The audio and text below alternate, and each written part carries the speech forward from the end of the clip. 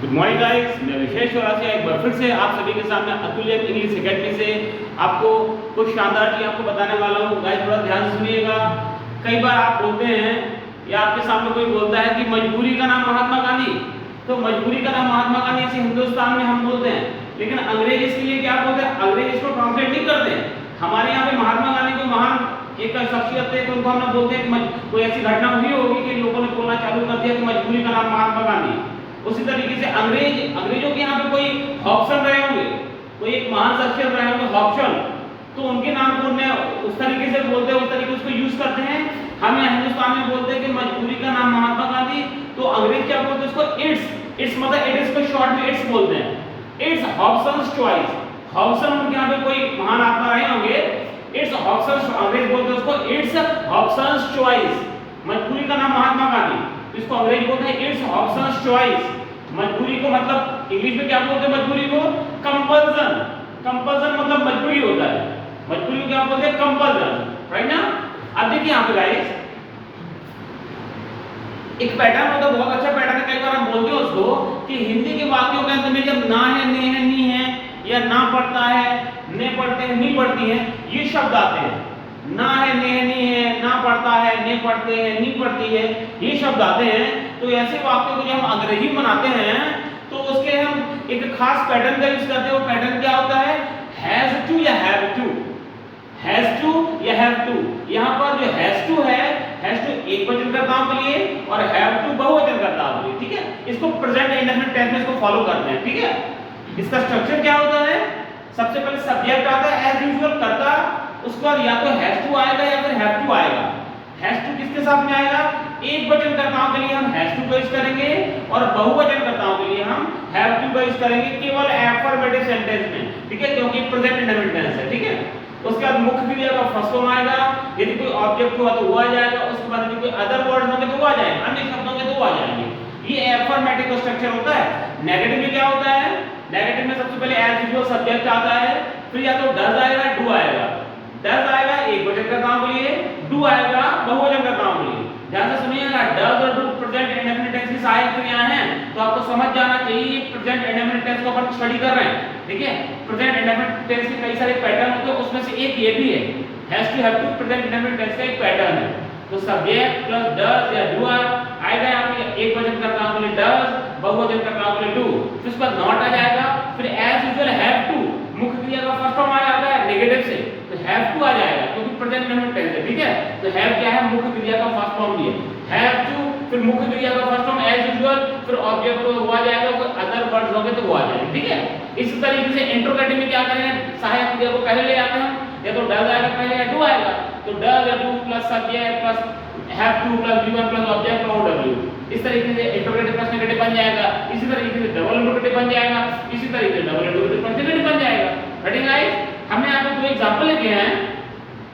मुझे खाना बनाना है, मुझे खाना बनाना है। देखिए, मुझे खाना बनाना है, इसकी तीन कंडीशंस हो सकती है इसकी। अभी हम जो पढ़ रहे हैं मजबूरी है, कंपल्सन है, मुझे खाना बनाना है मजबूरी है। हम मजबूरी को बताने के लिए हम हैज टू, हैव टू का यूज करते हैं, तो मुझे खाना बनाना है अपनी मजबूरी को हम बता रहे हैं। तो यहाँ पे हमने बोल दिया I have to cook food. I have to, I को बहुवचन कर्ता माना जाता है व्याकरण में, ठीक है? तो I have to cook food, इसका नेगेटिव क्या बनेगा? आई डू नॉट। आई बहुवचन है, इसका आंसर डू आ गया है। I do not have to cook food. Interrogative में सहायक क्रिया को पहले लाते हैं, do I have to cook food, do I not have to cook food, ये इंट्रोगेटिव प्लस नेगेटिव हो गया। इसका डबल इंट्रोगेटिव आता है, तो मैंने आपको पहले भी बताया है, डबल इंट्रोगेटिव और डबल इंट्रोगेटिव प्लस नेगेटिव में कुछ नहीं करते हैं, बस इंट्रोगेटिव और इंट्रोगेटिव प्लस नेगेटिव सेंटेंस की शुरुआत में केवल WH वर्ड जोड़ देते हैं। इंट्रोगेटिव और इंट्रोगेटिव प्लस नेगेटिव सेंटेंस की शुरुआत में केवल WH वर्ड जोड़ देते हैं। तो यहाँ हमने इन दोनों सेंटेंस की शुरुआत में केवल WH वर्ड जोड़ा है, व्हाई, है ना? तो आ गया why do I have to cook food and why do I not have to cook food. इसका मतलब ये हो गया कि मुझे खाना बनाना है, नेगेटिव हो गया मुझे खाना नहीं बनाना है। इंट्रोगेटिव में क्या मुझे खाना बनाना है, इंट्रोगेटिव प्लस नेगेटिव में क्या होगा? क्या मुझे खाना नहीं बनाना है। डबल इंट्रोगेटिव क्या होता है?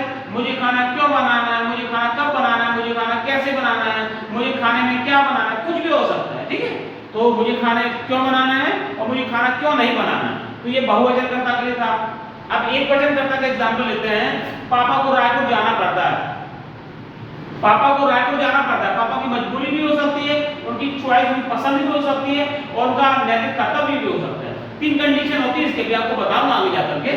तो पापा को रायपुर जाना पड़ता है तो पापा एक वचन करता होते हैं, फादर जो है हमेशा एक वचन होते हैं, तो इसलिए एक वचन करता हम हैज टू का यूज करते हैं, ठीक है। तो papa has to go to Raipur, right. Raipur कोई भी किसी भी चीज का नाम होता है वो हमेशा प्रॉपर नाउन का पहला अक्षर हमेशा कैपिटल होता है। रायपुर या कोई इंसान है या कोई स्थान है, कोई वस्तु है, ये नाम हो उसका, तो नाम का पहला अक्षर हमेशा कैपिटल होता है, वो कहीं पे भी लिखा हुआ आपके, ठीक है। तो papa has to go to Raipur. Negative में क्या करते हैं, पापा एक वचन इसके अंदर डज आएगा, क्यों, क्योंकि प्रेजेंट इंडेफिनिट टेंस है और एक वचन करता हूं हम डज का यूज करते हैं सहायक क्रिया। तो पापा डज नॉट, अब जो हैज है वो हैव में बदल गया यहां पे, ठीक है। Papa does not have to go to Raipur. Interrogative में क्या करते हैं, सहायक क्रिया को पहले आते हैं, तो ये डज सहायक क्रिया ये पहले आ गई, तो does papa have to go to Raipur, last में इंटरोगेटिव साइन आ गया। चौथा सेंटेंस होता है इंटरोगेटिव प्रश्नगेटिव, तो does papa not have to go to Raipur, getting guys. Does आगे पहले क्योंकि सहायक क्रिया है, फिर सब्जेक्ट आ गया, फिर नॉट नेगेटिव वर्ड आ गया, फिर हैव टू आ गया, फिर गो टू रायपुर, राइट। इसके बाद डबल इंटरोगेटिव आता है, why does papa have to go to Raipur, पापा को रायपुर क्यों जाना पड़ता है, and why does papa not have to go to Raipur, पापा को रायपुर क्यों नहीं जाना पड़ता है, गेटिंग गाइस। तो ये था हमारा मजबूरी। मजबूरी को प्रकट करने के लिए हम हैज टू या हैव टू का यूज करते हैं।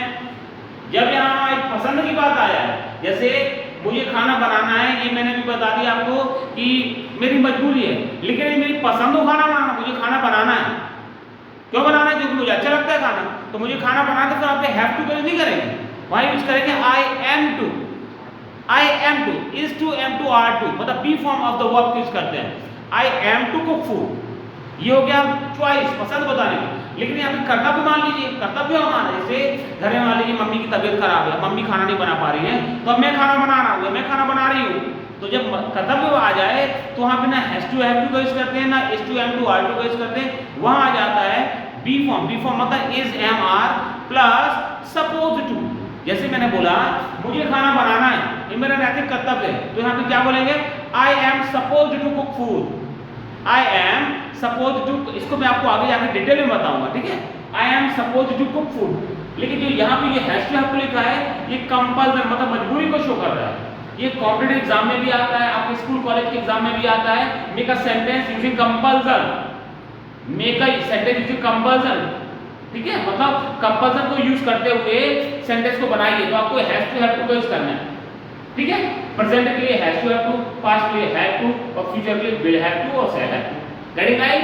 तो ये था हमारा हैज टू हैव टू का यूज। अभी कि मैंने यहाँ पे एक पॉइंट लिखा हुआ है, ऐसे वाक्य मतलब ये वाले वाक्य जो हैज टू हैव टू हैं, ऐसे वाक्य काम की मजबूरी को प्रकट करते हैं, मतलब जो वाक्य में काम हो रहा है वो मजबूरी को शो कर रहा है, प्रकट कर रहा है। मजबूरी मतलब कंपल्सन, ये लिखा हुआ है, मजबूरी का मतलब होता है कंपल्सन, ठीक है राइट। तो गाइस इसी तरीके से और भी महत्वपूर्ण जानकारी और ज्ञान को प्राप्त करने के लिए हमारे YouTube चैनल अतुल्य इंग्लिश एकेडमी को YouTube पे सब्सक्राइब करिए, और हमारे YouTube चैनल को सब्सक्राइब करिए, और हमारे कोचिंग के ऐप अतुल्य इंग्लिश एकेडमी को प्ले स्टोर से डाउनलोड करिए। Thank you guys.